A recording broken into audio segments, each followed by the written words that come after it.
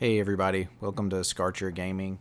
I recently purchased the ASRock Taichi x370 motherboard to use with a Ryzen 7 1700, and I looked around for some videos on how to overclock it, and I didn't really find much, so I thought I'd give it a shot myself. So anyway, let's take a look at it. Alright, so here you can see that my processor speed is 3.8 gigahertz and my memory is running at 2933, which is basically 3000.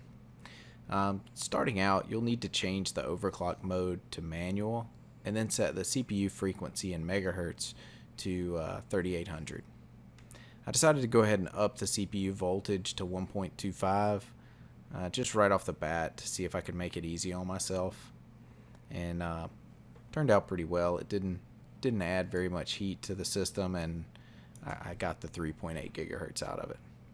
For the RAM, I chose to load the XMP settings for XMP 2.0 Profile 1, set the DRAM frequency to DDR2933, and I used the timings associated with my RAM.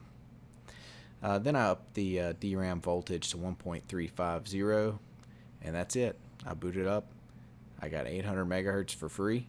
It's around 25% boost in performance. One of the things I wanted to do was run a couple of benchmarks so we could see the performance of the overclocked Ryzen 7 1700. And I picked a couple benchmarks, Cinebench and CPU-Z. Those seem to be pretty common benchmarks, and I've seen them used as stability tests too, but I was just using it for a benchmark. So it's pretty quick. I ended up with a 1635 score, and I'm going to jump right into CPU-Z. And one thing you'll notice, I've got the temperature up here in the background.